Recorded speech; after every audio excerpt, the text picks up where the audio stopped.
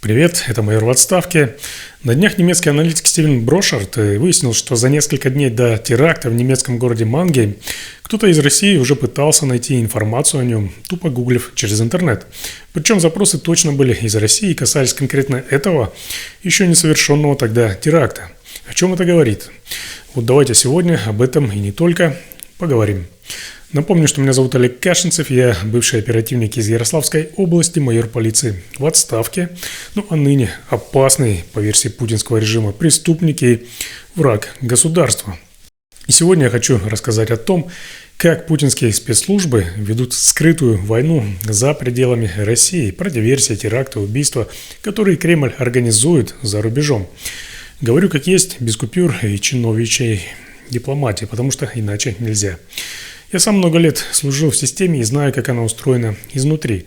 Когда видишь определенные события и информацию, начинаешь понимать, что пахнет, а точнее воняет какой-то спецоперацией. А в последние годы таких запахов по миру разнеслось предостаточно. Путин до сих пор не может победить на поле боя в Украине, поэтому бьет из-под тишка по тем, кто помогает Украине, по странам Европы. Досмотрите это видео до конца, поставьте лайк и поделитесь им. И, разумеется, подпишитесь на этот канал, если до сих пор еще не сделали этого. Итак, поставили лайк. Тогда поехали. Начнем с серии странных терактов, прокатившихся по Европе под видом нападений исламистов-одиночек. Казалось бы, при чем тут Москва? Возможно, самым прямым образом. Возьмем случай в немецком Мангейме в конце мая 2024 года, о котором я уже упомянул.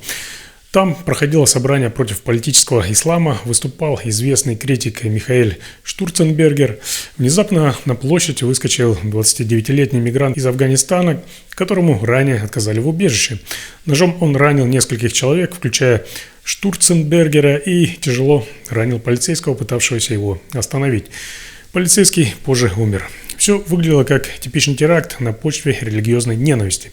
Нападавший кричал про джихад, разделял взгляды ИГИЛ.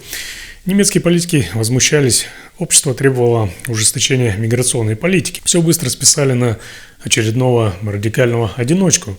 Но дальше началось самое интересное. Спустя почти год скрываются факты, от которых волосы дыбом. Немецкие журналисты-расследователи из телеканала ЗДФ выяснили, что за несколько дней до нападения в российском сегменте интернета кто-то усиленно искал информацию об этом самом теракте.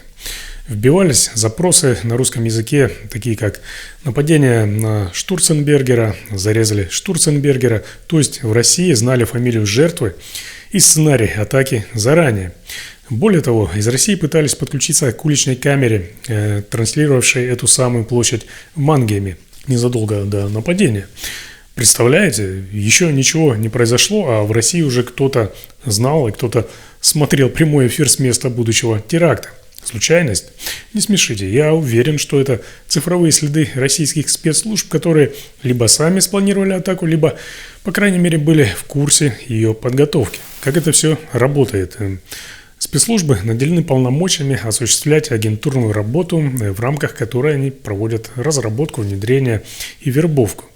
Понятное дело, что российские спецслужбы вполне себе внедряют своих агентов в какие-нибудь там религиозные, радикальные исламистские группировки, где либо, если связывать их с нападениями в Европе, сами могут выступать в роли вербовщиков, террористов, либо могут влиять на принимаемые в таких группировках решения о проведении террористических атак. Я уже ничему не удивлюсь, если честно. Мангеймское нападение не единственный эпизод. В течение нескольких месяцев до выборов 2025 года в Германии произошла целая серия странных атак, совершенных мигрантами или беженцами. Солинген, Магдебург, Ашафенбург, Мюнхен. То сирийский беженец с ножом бросится на людей на городском празднике, как в Солингене, где погибло 3, то кто-то угонит грузовик и врежется в толпу. Все исполнители – иностранцы, чаще всего выходцы из мусульманских стран, нередко с психическими проблемами или радикальными взглядами. Казалось бы, нет связи между этими случаями, кроме того, что они происходят аккурат перед важными выборами и подливают масло в огонь антииммигрантских настроений. Цель, я думаю, раскачать ситуацию, напугать народ и направить его гнев в нужное русло. А в какое же нужное русло потекла эта волна насилия? В Германии и других странах Европы есть крайне правые партии вроде «Альтернативы для Германии», АДГ, причем многие из них выступают за дружбу с Москвой и против помощи Украине. Заметно, что они как раз набирают очки на теме мигрантов. После терактов некоторые из их лидеров заявили, мол, вот к чему приводят беженцы, нужно дружить с Россией и не совать нос на Украину. И это не только Германия. Кремль давно делает ставку на ультраправых по всей Европе, во Франции, Италии, Австрии. Поддерживает тех, кто против ЕС, НАТО и помощи Украине. А чтобы их шансы росли, Москва сеет страх и хаос. Спецоперации, замаскированные под исламистские теракты, вероятно. Перейдем к другому виду диверсий, более технологичному, но не менее опасному. В июле 2024 года сразу в нескольких странах произошла загадочная серия взрывов и возгораний на логистических складах. В Великобритании на сортировочном центре DHL, в Бирмингеме, в Германии на складе в Лейпциге, еще случай в Польше. Что-то горело, взрывалось внутри почтовых отправлений. Сначала подумали, бракованная техника или чья-то дурная шутка, но очень быстро картина прояснилась. Это были заминированные посылки. Эти посылки специально были отправлены, чтобы воспламениться. Причем отправлены они были, как выяснилось, через разные страны с запутанными маршрутами. Никто не погиб, но сам факт насторожил спецслужбы. Кто-то испытывал новую схему теракта. Расследование пришло к крайне тревожному выводу. Западные спецслужбы подозревают, что за почтовыми взрывами стояла российская военная разведка ГРУ. Зачем ГРУ посылать зажигательные бомбы через курьерские службы? Дестабилизировать и посеять хаос – это понятно, но были и более конкретные цели. Есть версия, что эти инциденты – пробный запуск операций по подрыву гражданских самолетов. Посылки ведь летят не только грузовыми самолетами, часто почту отправляют обычным коммерческим рейсом. Представьте, если бы они загорелись не на складе, а в воздухе, в отсеке самолета где-нибудь над Атлантикой. Пожар на борту, сотни жертв, страшный сценарий. К счастью, на этот раз не вышло. Но сам факт, что кто-то планировал подобное, это фактически подготовка к новому 11 сентября. Только нити сейчас ведут не к Бен Ладену, а в Москву, к Путину. В Польше вообще успели задержать нескольких человек, связанных с рассылкой этих пакетов. И у одного нашли контакты, ведущие на восток. Литва, через которую шли отправления, официально заявила о руке российской разведки. Британская разведка Ми-5 тоже это подтвердила.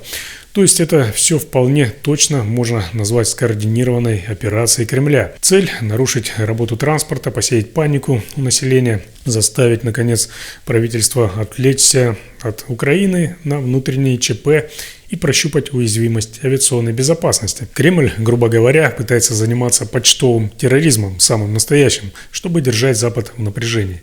От бомб перейдем к прямым ликвидациям. Если с диверсиями Кремль еще может делать невинное лицо, мол, нас там нет, то убийство конкретных людей, предателей, как их там называют, и критиков он уже даже не слишком скрывает. Почерк старый, еще советский, достать врага где угодно. Только если раньше КГБ высылал киллеров с ядом в зонтике, то теперь методы совершенствуются, но суть та же. Последний громкий пример – это история российского пилота-перебежчика Максима Кузьминова. Молодой парень, летчик армии РФ, в 2023 году угнал свой военный вертолет Ми-8 и перелетел на нем в Украину, где сдался. Поступок громкий, Украина его чествовала, Москва взбесилась, объявила его изменником. Казалось, вот человек обрел свободу и безопасность, а нет. Спустя несколько месяцев, в феврале 2024 года, Кузьминова нашли мертвым в Испании, где он пытался затаиться под чужим именем. Его тело с несколькими огнестрельными ранениями обнаружили на парковке в курортном городке. Убийцы выстрелили в него и скрылись на машине. Испанская полиция поначалу отмалчивалась, но местная пресса со ссылкой на источники в спецслужбах прямо написала: это дело рук Кремля.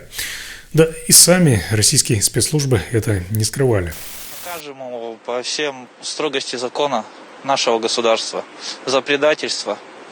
Ну и то, что предал своих братишек, с которыми служил непосредственно.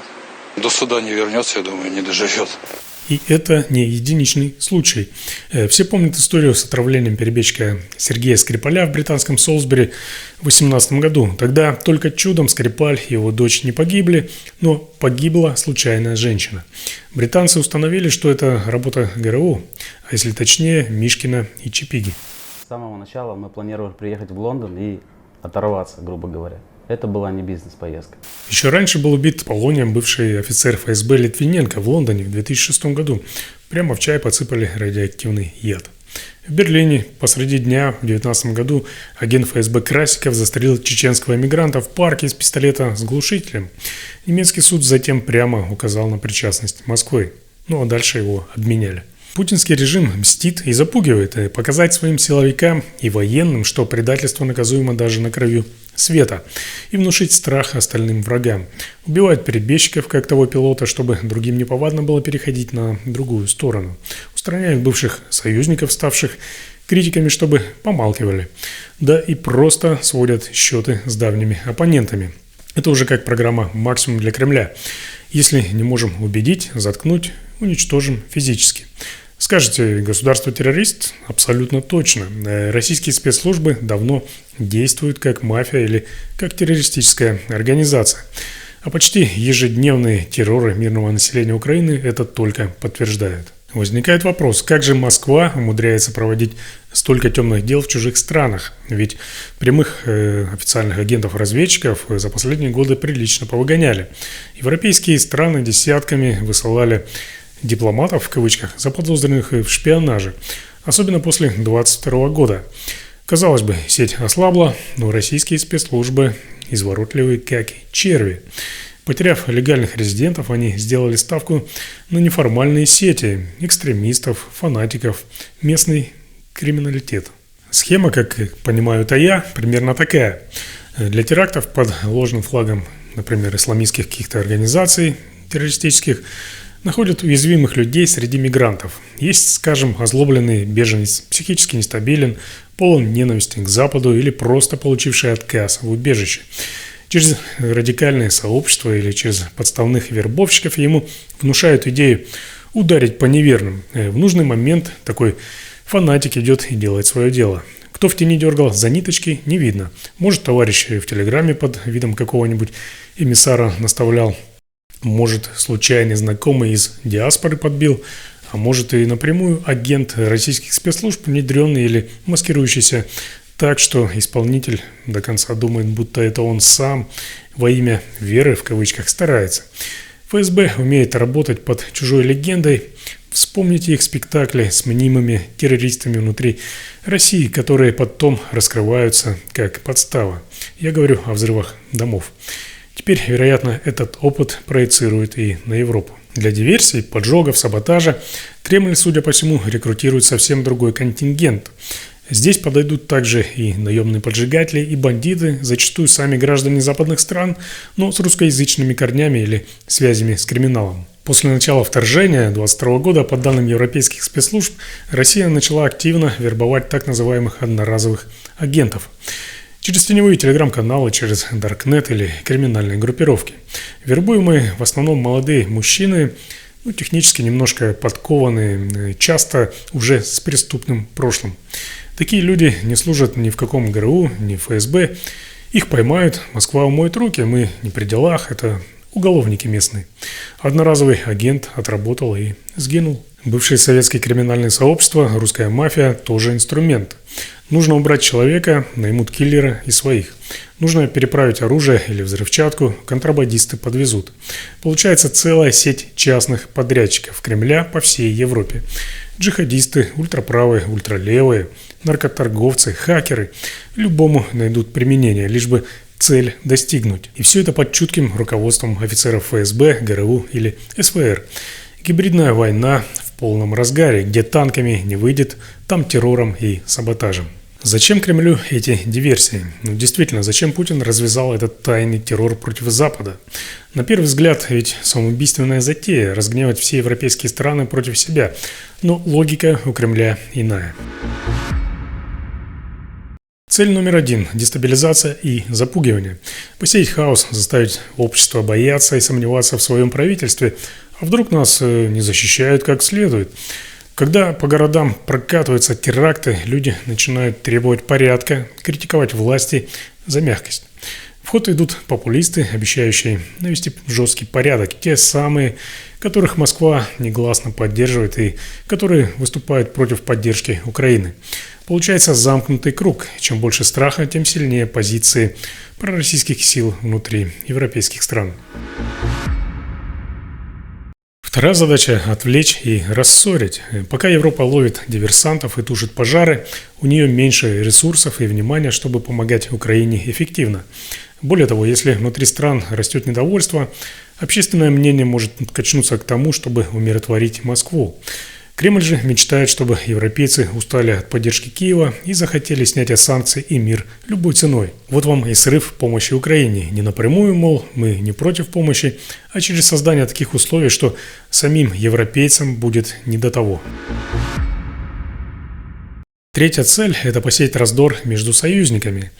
Например, миграционный кризис усиленный искусственно.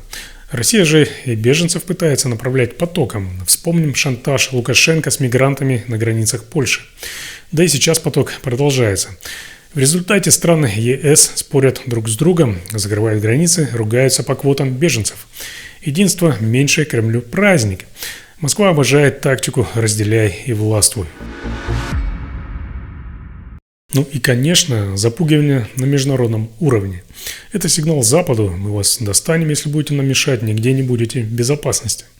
Кремль как бы говорит: готовьтесь жить в состоянии постоянного страха, оглядываться на каждом шагу. Вроде бы единичные случаи, посылка загорелась или какой-то иммигрант где-то напал, а общий фон создается нервозным. Путин рассчитывает на усталость и испуг цивилизованного мира. Он же сам внутренний трус, верит, что и остальные такие же, и их можно запугать. Наконец, не забываем и месть. Для режима, загнанного в угол санкциями и неудачами на фронте, такие скрытые удары – это возможность показать свою злобную удаль. Мол, раз вы нас экономически душите, мы вам тоже жизнь подпортим. Ударить врага, где можешь, даже если не на поле боя. Это такая партизанщина от отчаяния. Путин уже не может публично победить НАТО, оно, как вы знаете, продолжает расширяться, но может тайно гадить им под дверью, как грязная подъездная крыса. Вот он и гадит, надеясь, что это размоет единство против него. Но следует отдать должное. Европа постепенно просыпается и начинает называть вещи своими именами. Еще пару лет назад многие политики избегали прямо обвинять Москву, предпочитали списывать ЧП на несвязанные инциденты. Но сейчас терпение лопнуло. Руководители западных спецслужб открыто заявляют о гибридной войне, развязанной Кремлем. В Великобритании глава Ми-5 Кен Маккаум прямо предупредил, что российская военная разведка ГРУ взяла курс на генерацию хаоса в Европе и что Кремль все более безрассудно проводит опасные операции на улицах западных городов. В Германии шеф Федеральной службы защиты Конституции Томас Хальденванг бьет тревогу. Активности российских шпионов и саботажников достигли уровней, сопоставимых с разгаром холодной войны. То есть ничуть не лучше, чем при КГБ в свое время. Снова повсюду шпионаж, вербовка, подрывные акции. Европейские спецслужбы стали активнее ловить этих невидимок Кремля.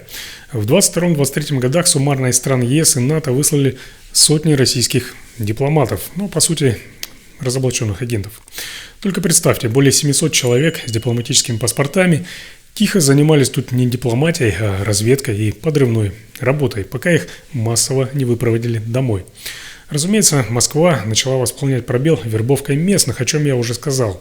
Но и тут разведки не дремлют. Все чаще аресты проходят среди каких-нибудь неонацистов с доказательствами того, что те получали задания из России, или выдворяют скрытых агентов с подложными документами. Польша, например, осенью 2024 года взяла и закрыла консульство России в Познане, прямо заявив, мол, хватит, слишком много шпионов там расплодилось под крышей дипмиссии, еще и диверсии готовили.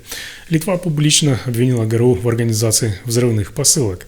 Франция, Германия расследуют случаи саботажа на своих объектах и, хотя официально осторожных формулировках, но все понимают. Более того, обсуждается коллективный ответ НАТО, поскольку атаки гибридные не подпадают четко под определение вооруженного нападения, то прямого применения 5 статьи НАТО о коллективной обороне не было. Но звучат голоса о Не пора ли признать, что мы фактически подвергаемся нападению? Возможно, скоро страны Запада перейдут от выдворения шпионов к более жестким мерам. Европа с опозданием, но понимает, против нее уже идет война не танками, так подрывниками. Лично я оцениваю всю эту картину однозначно. Путинский режим уже точно превратился в международную террористическую организацию. Да-да, именно так. Они могут размахивать триколором, сидеть в ООН и делать вид респектабельных государственных деятелей, но методы у них такие же, как у Аль-Каиды или ИГИЛ, а порой и циничней. Взорвать, отравить, застрелить, устроить панику среди гражданских. Для Путина это допустимые инструменты геополитики. Это страшная деградация страны, которая когда-то боролась с терроризмом плечом к плечу с западными союзниками, а теперь сама его экспортирует. Мне горько это признавать, но правда важнее. Россия при Путине – это спонсор и организатор терроризма. И я верю, рано или поздно организаторы всей этой грязи предстанут перед судом, если не людским, то каким-то высшим. Ну а Путин, не забывайте, что он не президент. Он вор, убийца, военный преступник и, как оказывается, террорист. И он заслужил своей ликвидации ровно так же, как Бен Ладен или любой другой лидер террористической организации. У меня на сегодня все. Спасибо, что досмотрели это видео до конца. Высказывайте свое мнение в комментариях, задавайте вопросы и, конечно, ждите новых интересных и полезных видео.